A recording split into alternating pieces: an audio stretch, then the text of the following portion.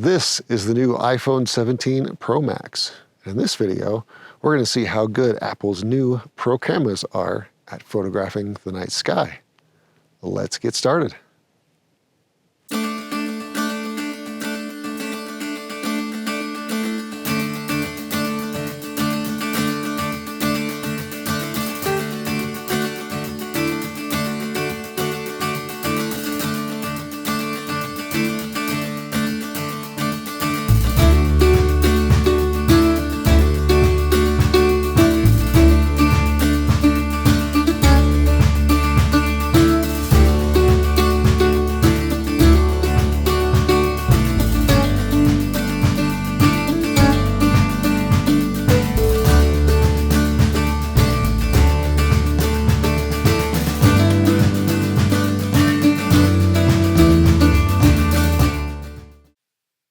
So tonight we are at Rocky Mountain National Park at Lily Lake, and back there in the darkness behind me is Long's Peak.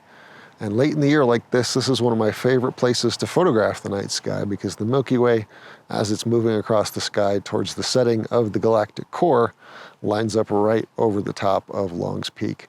It's one of my favorite shots, and I'll show you some pictures I've taken in the past.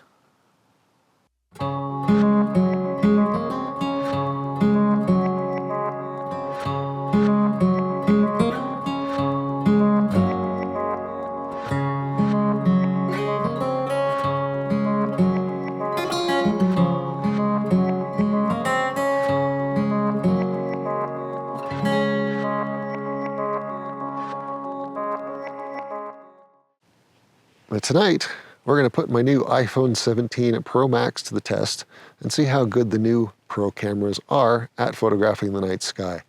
It's been about 3 years since I tried this with my iPhone 14 Pro Max after it came out, and that one did pretty well even then, so I'm interested to see what 3 years more of advancements have done to make this camera even better at capturing photos of the Milky Way and other night sky objects. I haven't even tried this yet myself, so we're going to learn about this together and see how well this camera does. You might be thinking, why aren't you photographing with your main mirrorless camera, my Nikon Z8? And I will take some pictures with that tonight for comparison, but it's interesting to show what the latest phones can do with their night modes. And for some of you out there, I know this might be all you have and you're wondering what you can capture with that night mode. So tonight, we're going to find out. I'm going to show you the important techniques to do when you're trying to take photos of the night sky with night mode, show you the settings you need to use, and how to get it set up.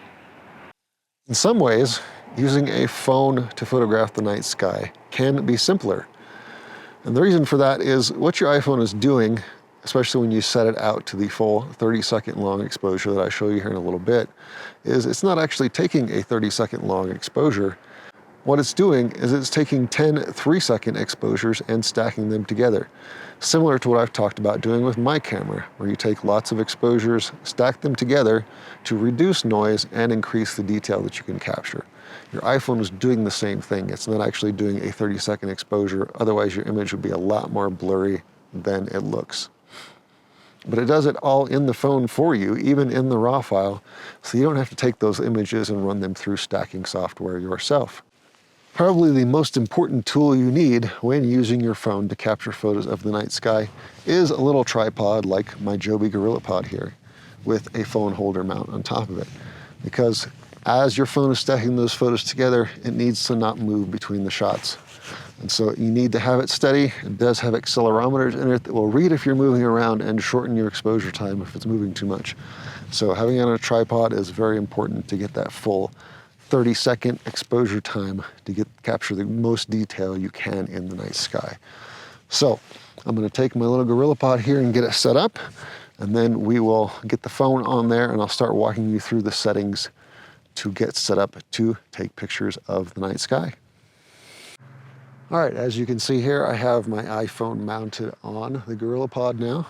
I have it mounted in vertical orientation because that is kind of the best fit for this first photograph we'll be trying out. And we're going to start with the 24mm lens, the main lens because in the past that's the one I've had the most success with. I'm going to do screen recording here on the phone as well so you can follow along while we're doing this. So you can see I have the camera app pulled up here, and in a dark situation like this, the iPhone automatically puts itself into night mode. Now, there's a couple things here we want to do right off the bat. Up here on the top left, it'll say HEIC if it's in the normal setting. If you tap on that, you want to change yourself to RAW format and 48 megapixels. And that will allow you to have it in RAW so you can capture the most detail later on and capture the highest resolution. And that's really important because at least in the past, I've seen that Apple's noise reduction on these night photos can be pretty heavy-handed and wipe away a lot of detail in the interest of getting rid of noise. And I would much rather do that on the computer later on than have the phone do it itself so I can capture the most detail possible.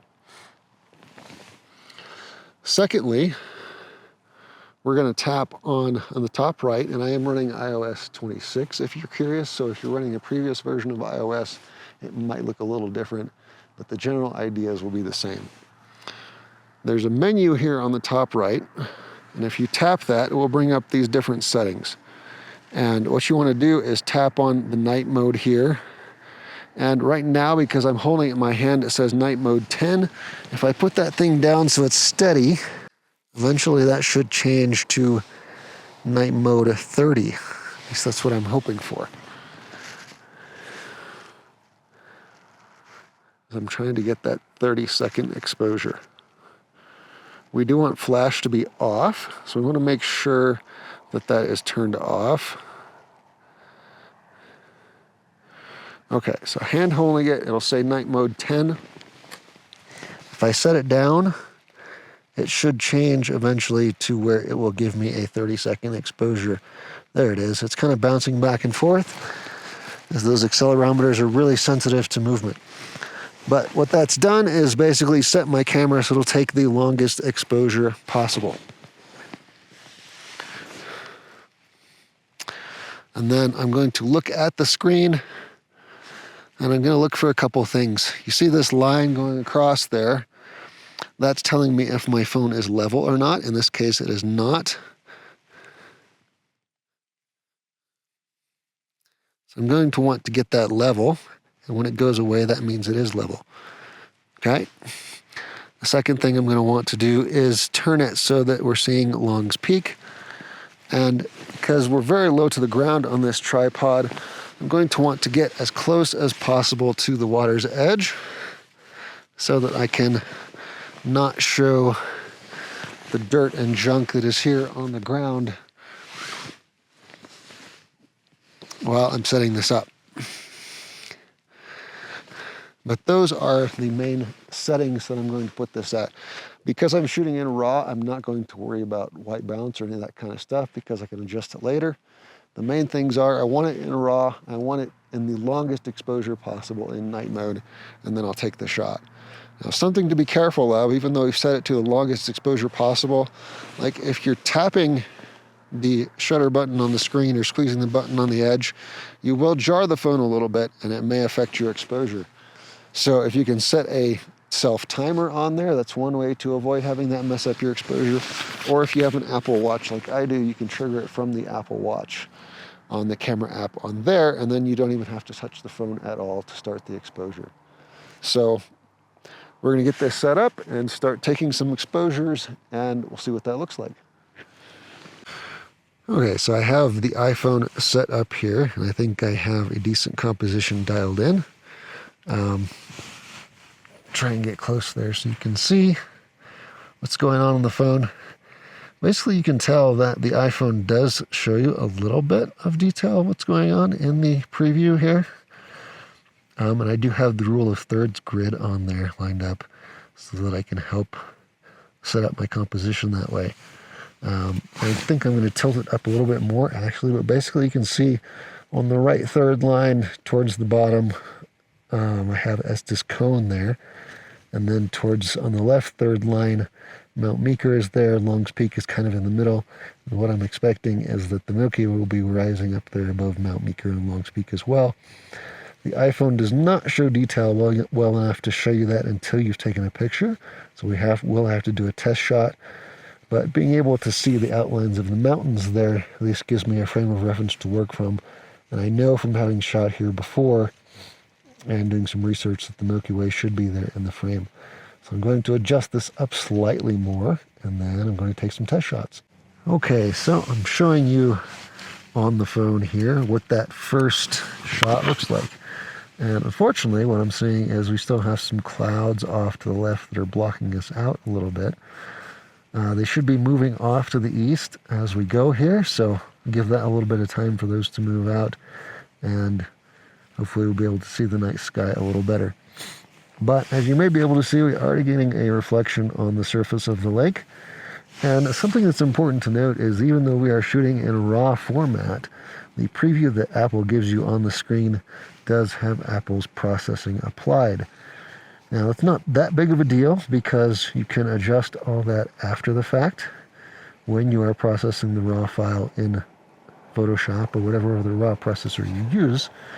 But that's just something to make note of. But if it doesn't look quite like you might think it should or the way you want it on the screen, just understand that Apple's processing is being applied to it even though it is a RAW file, and you can adjust that later. So we're going to give this a little time for that cloud to move out of our way, and then we're going to try some more shots. Okay, I've had to wait this out for a few minutes, but as you may be able to see there on my iPhone screen, the cloud has mostly moved out of the way now, and we can see the Milky Way and the stars up above from this most recent photo that I've taken. So that is very promising. What I have been doing is triggering these from my Apple Watch. I'm going to take one or two more here with my 24mm lens, and then we can try some with the ultra wide, the 13mm lens, and maybe even the 100mm telephoto. Now, the reason I go to the 24mm first is because those have worked out much better in the past. And the reason for that is that one, I believe, is an f1.8 lens, and so it lets in quite a bit of light at 24mm with a 30-second exposure. I believe, if I remember correctly, both the 13mm ultra wide and the 100mm telephoto lens are both f2.8 lenses. So 1 1/3 stop less light gathering, and that of course has an impact on its ability to capture detail of the night sky. But I believe both of those are supposed to have larger sensors now, I think especially the telephoto, so their ability to hold on to that light may be better than it has been in the past. Remember, I haven't tried this since my iPhone 14 Pro Max. So I'm going to test it out again, and we'll see what those look like. And of course, we won't fully judge these images until we get a chance to look at them on the computer at home and compare them both to what I've captured in the past. And we'll look at them in comparison to my Nikon Z8, but really we're going to judge this on its own as to how good this camera can really capture night sky images with the final result after the RAW files have been processed. So I've shown you my vertical shot with the wide lens. So now I'm going to try the ultra wide lens and see what that looks like and see how much detail that's going to capture. And before I leave here, I probably will switch it to horizontal to try and capture some horizontal images as well, because I know that can be an interesting composition here too. So let's switch to that ultra wide lens and see what that looks like. So I have up here on my iPhone screen the shot taken with the wide lens, which was the f1.8 lens. If we flip to the next one taken with the ultra wide lens, you can see, most likely even here on my pocket camera, that is a much darker image. I'll be interested to see what I can pull out of that on the computer from the RAW file, but chances of success, I'm sure to say, are much lower of getting a good quality image out of that. I don't think I'm even going to try the telephoto, just because I'm really not optimistic that that's going to capture a good night sky image. At 100mm, it becomes really tricky, even with a regular camera without using a star tracker. Going back to that brighter image with the f1.8 lens again. Now, something I haven't mentioned yet, but to be careful of, if you are triggering your camera with your Apple Watch, you should know that the crown on the side, spinning that can zoom the camera in and out, so that can actually change how your camera is capturing if you bump that by mistake. So something to check before you take your photo here. As we go back to the camera, make sure you are on the focal length or the lens that you think you're on before you take that picture, just to make sure you don't trip yourself up. Okay, so we've gotten some horizontal and vertical captures with the iPhone, where we successfully captured the Milky Way. So we're going to put this away now, go home and see what those raw files look like on the computer, and we'll see if those turn out very good or not. Well, I am optimistic based on the results in the past.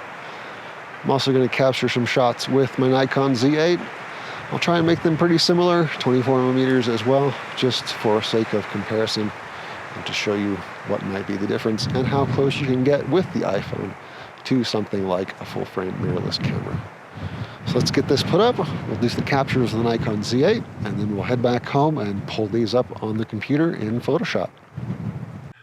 Okay, I'm back here at my computer, and I've chosen 3 photos that are DNG raw files from my iPhone as representative files. We have a vertical here captured with the wide lens.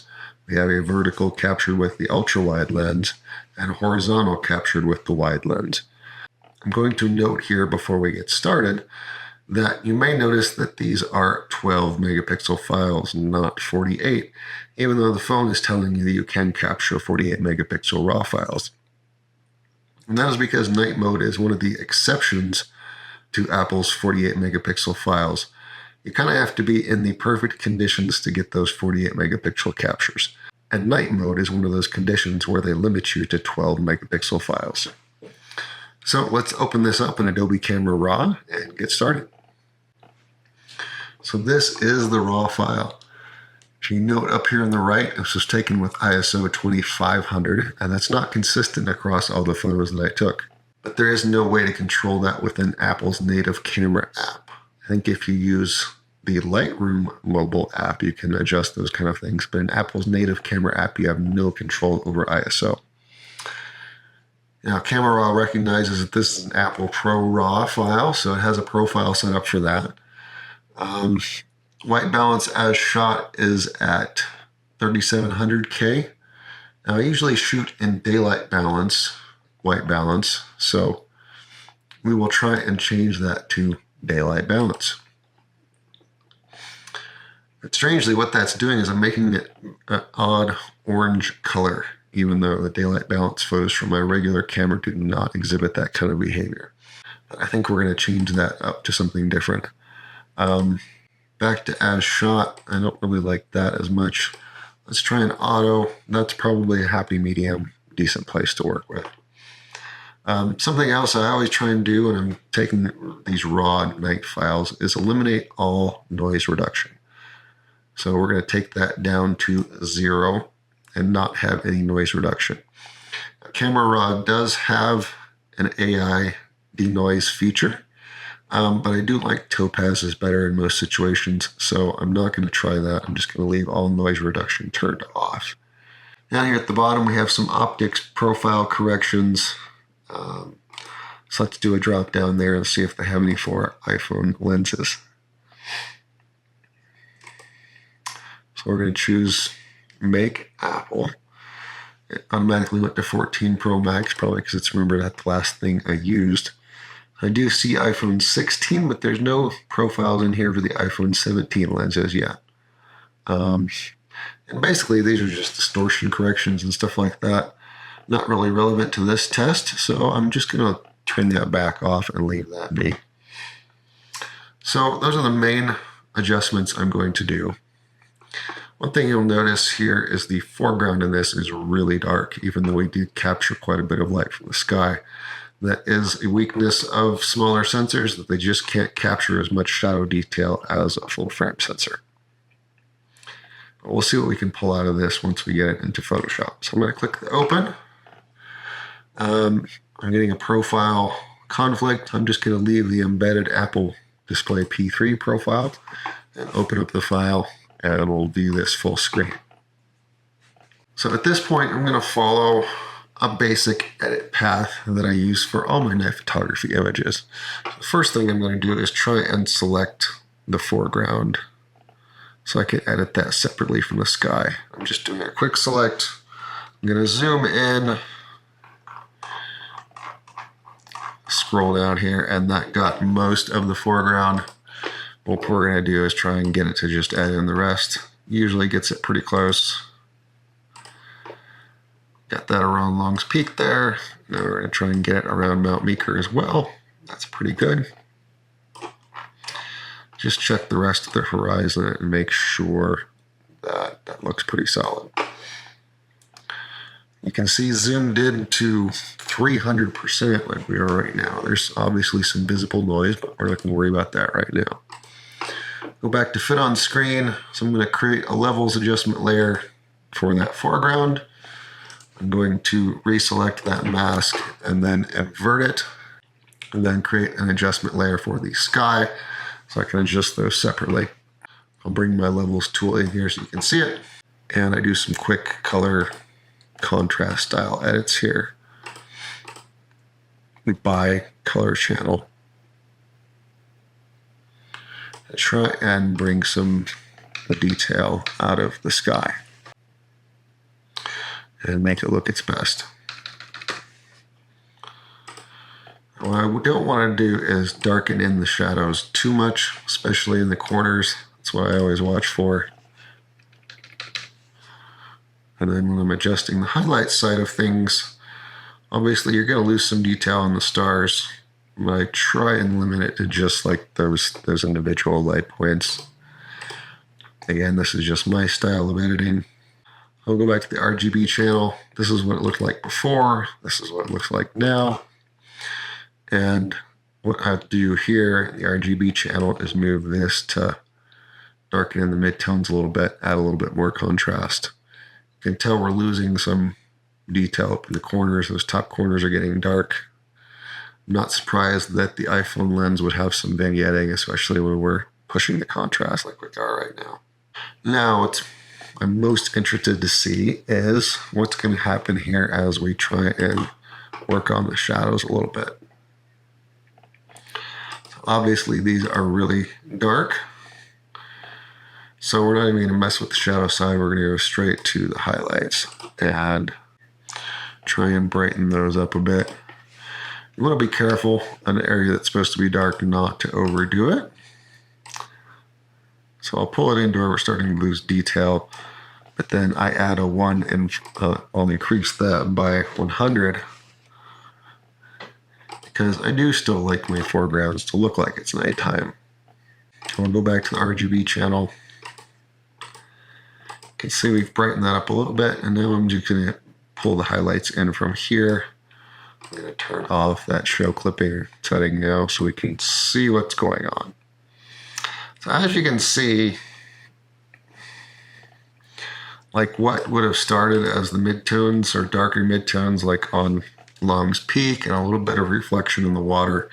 Unfortunately, there was enough breeze that there was no nice reflection in the waters of the lake on this night. So some of those midtones, we can brighten those up a little bit, but those dark shadows are just going to stay dark shadows no matter how much I brighten this up. So we'll brighten that up a little bit, but you don't want to overdo it. And like I said, I still like my night pictures to look like they were taken at night. So again, this is the point where we started from, and I did an edit on the foreground to brighten that up a little bit, and an edit on the sky to adjust that a little bit. So that's a basic edit. What I'm trying to do is get more contrast into the Milky Way itself so it shows up better. What we're running into here is the limitations of the small sensor. So what we're running into with the dark shadows in the foreground that we can't get any detail out of because they're just black. But also like trying to darken in the sky enough without losing detail up in the corners of this as well. It's a challenge, especially working with smaller sensor cameras crop sensor, micro four thirds, and now all the way down to a phone sensor. So we darken the midtones in the sky to try and make some more contrast show up. We'll leave them at 0.75. Bring our highlights back up. That's not really a good idea to do a whole lot of that. Maybe 245. Again, this is where we started from. This is where we're at right now. We have added quite a bit more contrast. I think it looks better, but we are running up against the limitations of the sensor size now. And I'm also going to pull up a vibrance adjustment layer, and let's throw some vibrance in there to see what colors that brings out in the sky. And it definitely brings out a little bit more. And it made it a little more yellow, where I think I'm going to go back to my sky levels adjustment layer and bring in a little more blue just to balance that out. I don't want to overdo that, but maybe somewhere around right there. And I tend to slide it back and forth until I find what feels like a sweet spot. So that right there feels pretty good. Again, where we started from, where we're at now. Vibrance, don't want to be too heavy-handed with it, but it brings out a little more color in the sky. I would probably save this right there as about the best we're going to get out of that. Now, at this point, like we talked about the noise earlier, this is where I'll go to my background layer, which ignores the levels and vibrance layers, and I'll pull up my Topaz Photo AI plugin and wait for it to analyze it. And then I will select a denoise adjustment. And you do have to be careful with this because, as you can see, as I'm sliding this back and forth, so we're losing some stars in the process.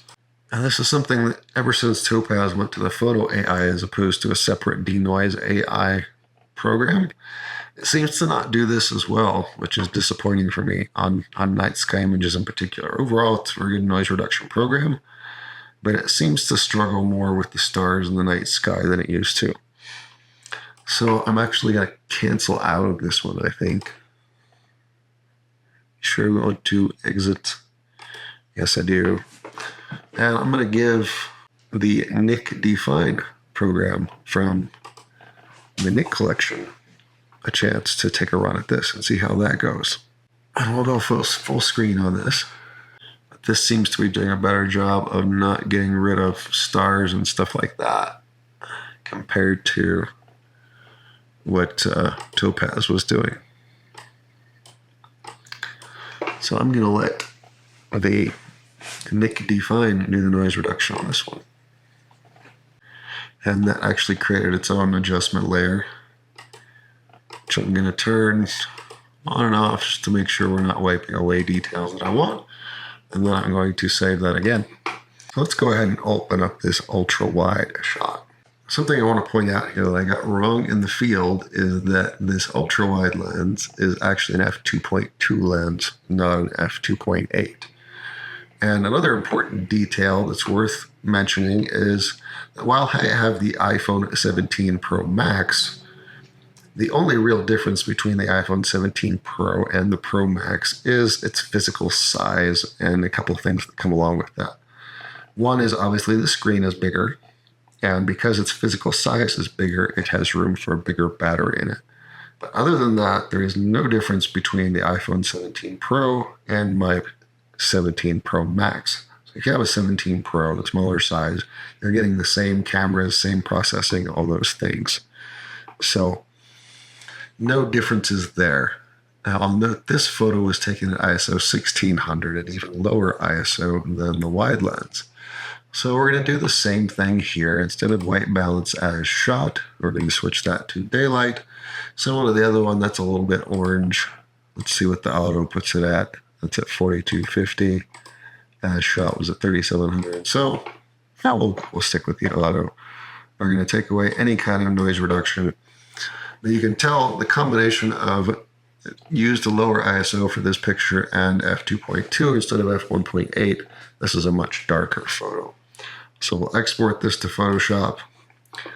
And I'm not going to show you the whole editing process again because it's going to be a very similar process.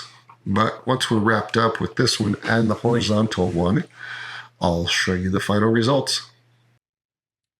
So we'll start with the worst one. This is from the ultra wide lens. The combination of only shooting at ISO 1600 at f2.2 and the quality of the lens for this purpose has made this pretty much unusable. The vignetting from the top is really severe. The foreground at the bottom is completely black, and it's very limited detail in the Milky Way. Moving on to the vertical with the wide lens, you can see, as we talked about in the editing process, there's very little detail in those foreground shadows. They're still pretty black, but you can see some light on Long's Peak from light pollution, and the sky actually looks pretty decent. It's a similar story here with the horizontal shot. There's a little more showing in the foreground from the wider view, but it's still pretty dark, but the sky still looks pretty decent, just like in the vertical shot. All in all, a pretty decent result. But now, let's compare it to some of the older shots. This one was taken in January of 2021 with my iPhone 12 Pro Max, one of the first night sky shots I ever took with a phone that turned out decent. There's a lot of apparent noise and honestly some weird colors going on here, but at the time, this felt pretty impressive. A shot that actually looked like a photograph of something taken at night with my phone. This one is from April of 2022. So some software updates, but this is still my iPhone 12 Pro Max. But it looks a lot nicer than the one before. Noise reduction is hitting it hard, so we're losing some detail, but the weird colors seem to be gone. I did do some light painting on the church to make it look better, but this is moving in the right direction for sure. This is where things started to get interesting. This was taken in September of 2022 with my iPhone 14 Pro Max. I was able to really dial back the noise reduction on this one, so there is a lot of apparent noise that gives it a crunchy appearance. But you can also see a lot of details in the sky and in the Milky Way in particular. But that gritty appearance and the still dark shadows that we've seen with the ones from the iPhone 17 Pro make it not quite up to snuff to match a real camera. Now let's look at that side by side with the one I just captured with the iPhone 17 Pro. Ignore the foregrounds as the conditions are different and it's still pretty dark, but look at the skies. The iPhone 17 is much less crunchy, although I wonder if that's from it being captured at ISO 2500 instead of 8000 on the one to the left. That's a variable I can't control. But overall, it's a nice smooth image. Maybe I'd like to see some more detail, but overall, pretty decent. Now let's add in my shot from the other night with the Nikon Z8 for reference. As you can see, the foreground shows a lot more detail, and honestly, there's a lot more in there to pull out if I wanted to. The sky details are a lot cleaner, and you can capture a lot more detail in the Milky Way itself as well. That's the advantage of a full-frame sensor as opposed to a tiny phone sensor. I would expect the full-frame sensor to look significantly better than what we're capturing with the phone. But you can see that Apple is still moving along, maybe slowly, in getting more and more quality out of their tiny phone sensors. So what do you think? Is this iPhone 17 Pro still Apple's best camera yet? Is it worth having to take some night photography with? Probably, as long as you don't expect it to perform like a full interchangeable lens camera. But compared to where it's come from, it's come a long way, and we'll see where it goes in the future. Thank you for watching, and we'll see you next time.